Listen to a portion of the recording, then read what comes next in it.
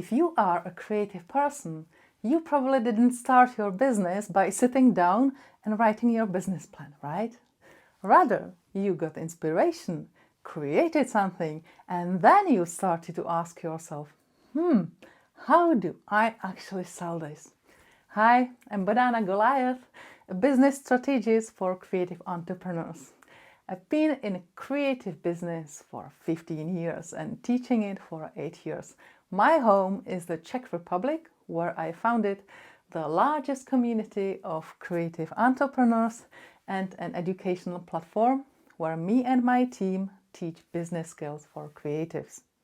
This year, we made the decision to go international, so just a few days ago we launched an English version of our project called 9 to 5 Joy. And you are all invited to join us. Let's get back to our topic. We creative entrepreneurs are a nightmare for business coaches and mentors because we do everything backwards. We frequently change direction in our work and we never do things the way we are told to. We do everything backwards. At first, we create something and then we start to think, where should I present my work? Who might want to buy it? And most importantly, how much can I ask for this?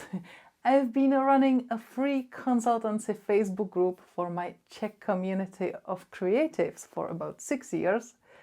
And the most frequently asked question is, how much would you pay for this? And this question is usually accompanied by a description of a service that the creative entrepreneur wants to provide, or they post a picture of a newly creative product. How much would you pay for this? Sounds like a reasonable question to ask, right? But if you start to read through the comments, you will end up drowning in grim statements like, I have seen people doing similar designs on Fiverr for $10, or I have seen this on Etsy for €8.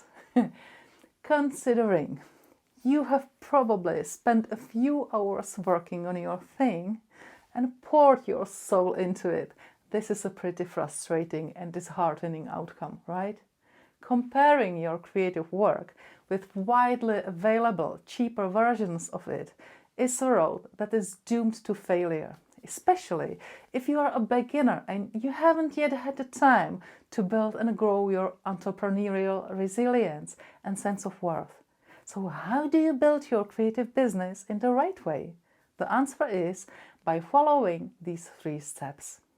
Step number 1. Find the value of your work for your customers and express it in monetary terms. Step number 2. Put your creative work in the right context. And step number 3. Have a strategy on how to get seen, heard of and hired. Now I will walk you through these 3 steps in more detail. Number 1. What is the value of your work to your customers? Now this sounds like the sort of corporate lingo question that we are all bored with, right? You have been asked 100 times, what problem does your product or service solve for your customers? And you have probably had to invent some answers. But let's be honest, with creative work, you are never sure what the value for your customer actually is. Very often, creative work doesn't have any specific function and a measurable benefit. For example, if you are an illustrator and I ask you, why do customers buy your art? You might reply, because they like beautiful things. But that's a very vague answer.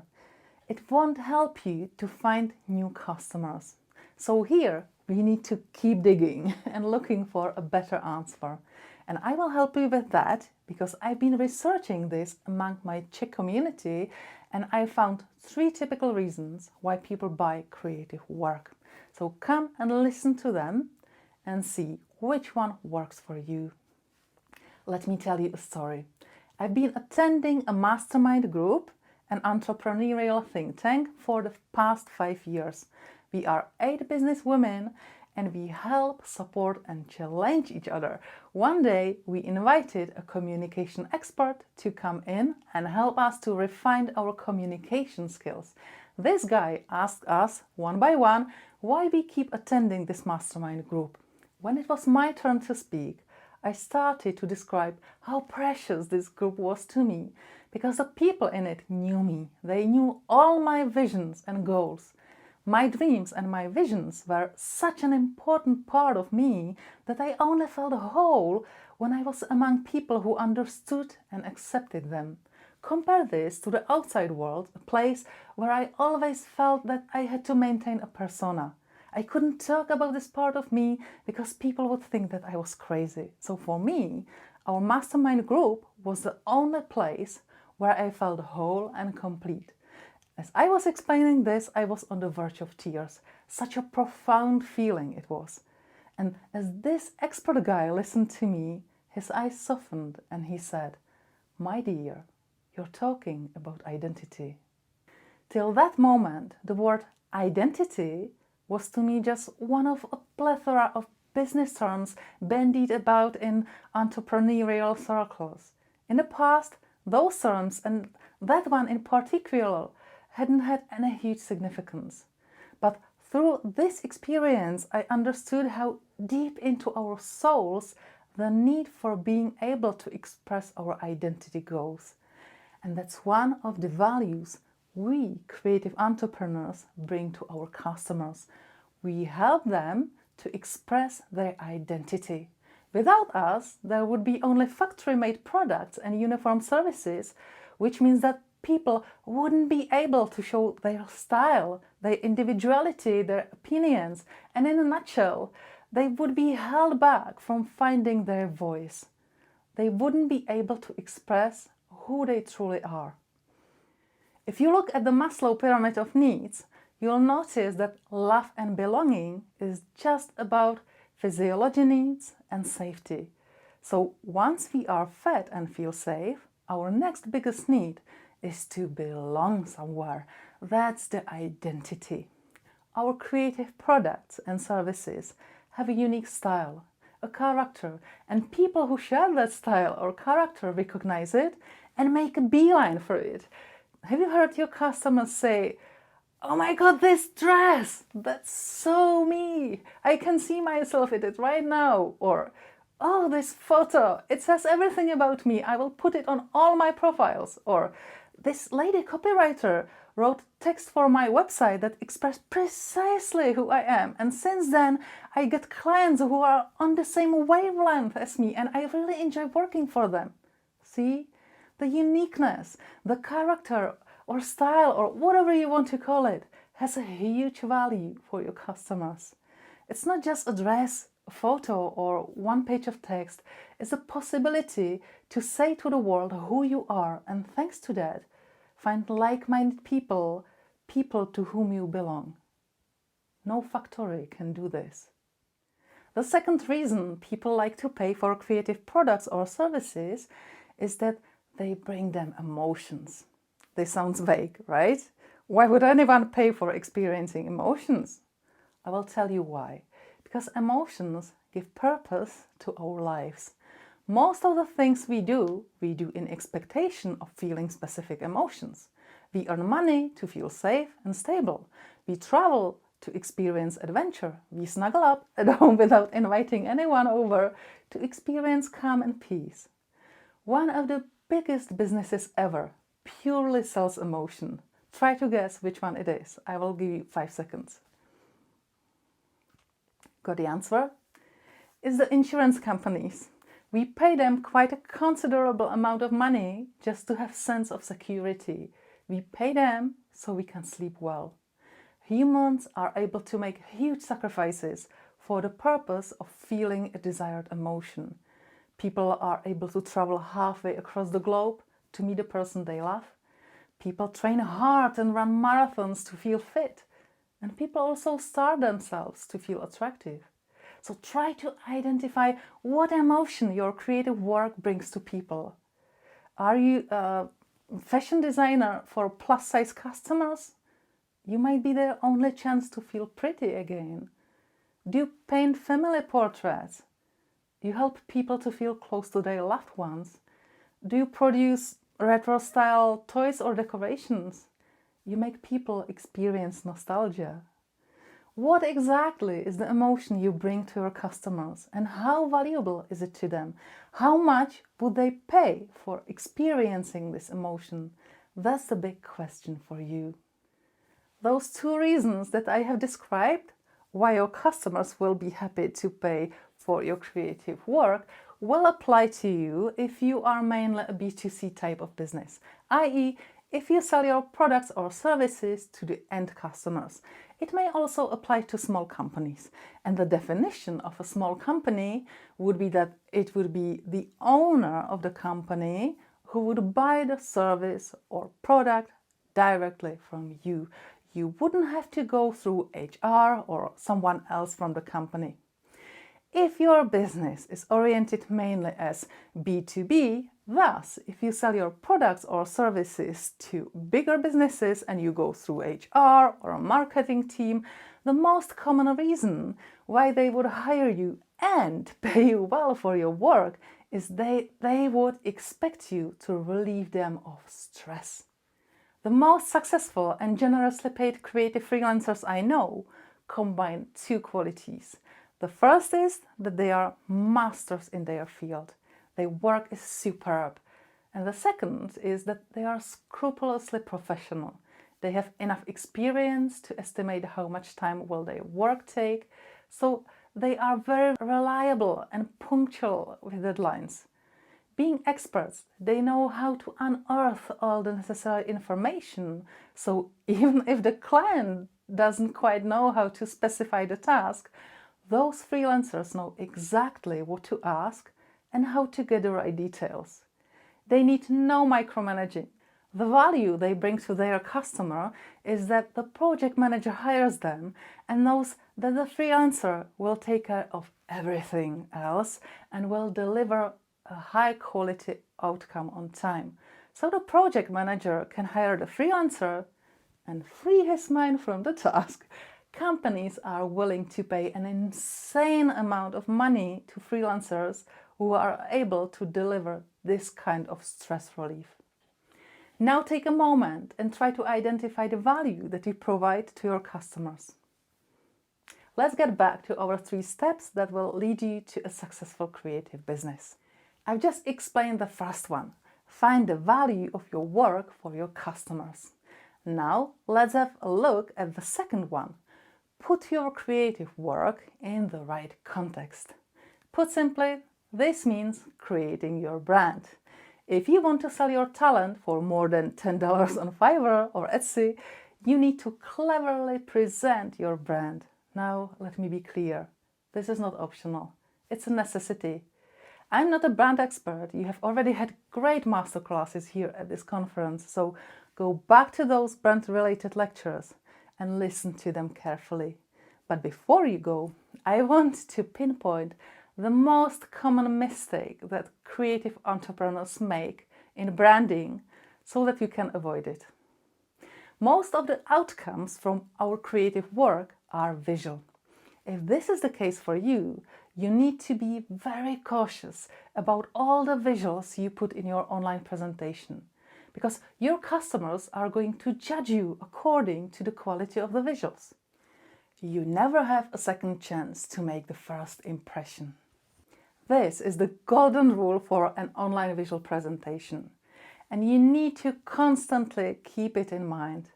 I know that you are all aware that professional quality presentation of your work is essential, but since not having it is the most common mistake creatives make, I want you to understand this on a deeper level. So let's do a little exercise together. I'm going to show you 2 pictures of the same handcrafted object, a scented candle. And let's observe what your minds have to say about these pictures. Okay, you see a poor quality picture of a scented candle, but your brain doesn't produce a thought such as, look, a candle! It doesn't seem very pretty, but it might just be a poor quality picture. What does your brain say about this candle? I will give you a few seconds to think about it. Okay, my brain says something like, a candle, it's quite awful. It's probably someone's first attempt at making a candle. See what thoughts my brain produced? My brain said that it's a poor quality product, not a poor quality picture. My brain transferred the poor quality from the picture to the product. What else does the picture say? Who made this candle? Try to picture the maker. Who is it? Again, I will give you a few seconds to think about it. My brain would say, this candle was made by an amateur. Someone saw on Pinterest some instructions about how to make a candle at home and then tried to make their own. The only thing that would confuse me is the branded label, because I can't understand why anyone would sell such a poor quality candles. Notice once again, the information I got from this picture about the maker is that he is an amateur. Next question. How much would you pay for this candle? Again, I will give you a few seconds. Well, my brain's train of thought goes like this. Oh, is this meant to be for sale? I can't see myself paying for this. Maybe €5 if it's for a charity event. See how the picture affected the perception of the value of this candle? Now let's look at a different picture of the same candle and let's ask our brains the same questions again. What do you see? And this time my answer is, oh, what a beautiful candle! I imagine a gentle smell. I can almost smell it. It also looks pure. Is it organic? See how much information I got from this picture? And let's continue with, who made this candle? I imagine a professional specializing in fragrances, a gentle woman who knows everything about herbs, and she practices yoga. Wow, how did all that information even came to my head, right? And now the final question in the trio. How much does this candle cost? I don't know, €20, 30, maybe 50 if the mix of fragrances is personalized? See? How did I transition from an amateur to a professional, from 0 to €50 just by changing the quality of the picture? If you remember just one thing from this presentation, I want it to be this. Your audience, customers, and even fellow professionals are going to judge the quality of your work according to the quality of the visuals in your online presentation. If you want to succeed, it's crucial that you have this part of your business right. One of the most common reasons why creatives waver in investing their time and money in properly branded presentation is that they didn't make a proper decision about promoting their creative hobby to professional level. In my community, I have hundreds of creatives who have their creative hobby as a sideline. Unfortunately, it often means that working on their creative business is given a very low priority. First priority is the day job, then comes family and running a household, and maybe if there's still some time left in the evening, they might do some work on their creative project. The consequence is that their creative business never takes off. It stays for years in the amateur arena, and then it finally dies a slow death and disappears into nothingness. Please don't do it this way. It's a waste of your talent. If you are not sure that you want to make your creative hobby into a business, there is nothing wrong with having it just as a hobby. But if you dream about being your own boss and having your own business, then make a decision. Write down deadlines and go for it with everything you have. If you give it priority in your life, invest energy and money, educate yourself, and you aren't afraid of putting in some serious work, you will succeed. This brings us to the last part, the third step, to have a strategy on how to get seen, heard of, and hired. You might use different strategies according to who your target groups are, but most of you will use social media to get noticed. There is not enough time to curate a complete strategy for each of you in this presentation, but I will give you one tip which I use in my business. It's pretty universal, so you can use it too. You have all heard that in managing social media, the consistency of adding content is crucial. Any one of you who has ever tried to be consistent in content publishing knows how enormous this burden is. I guess you know what I'm talking about. It's Thursday evening when you're having a dinner with your family, but instead of enjoying it, your head is full of worries. Oh no, I haven't posted anything for 3 days and I need to put something on Instagram. I call this the social media terror. The reality of consistent posting for the one-man or one-woman business usually looks like this. Someone explains to you how important it is to post on socials regularly, so you commit to it, make a plan, and start publishing. After 3 weeks of creating posts, you are out of inspiration, burned out and frustrated, so you quit and you don't post anything for the next 2 months. Then someone motivates you again and the cycle repeats. Sounds familiar? So how do you get out of this? The first thing you need is to accept that you are not going to be perfect at posting and you will fail from time to time. Once you accept this, you can work out a damage control strategy. Before you go wild and start creating content such as "It's autumn! What beautiful colors! Which one is your favorite?" I recommend you to create something that I call deep content. Deep content is the kind of content that doesn't primarily live on social media because it's too big for it. It's content that shows the best of your work in detail. That's a kind of content which, when people see it, they will understand that you have got a real talent, that you are a professional, and that you are the real deal. In my Czech business, the deep content is in my 14 chapters of my podcast. In my international business, it's going to be the 9 to 5 Joy video series, which I'm going to publish every fortnight. And in each chapter, I go deep into one specific topic. When people listen to my podcast or watch my videos, that's when they have the chance to think, she really knows what she's talking about.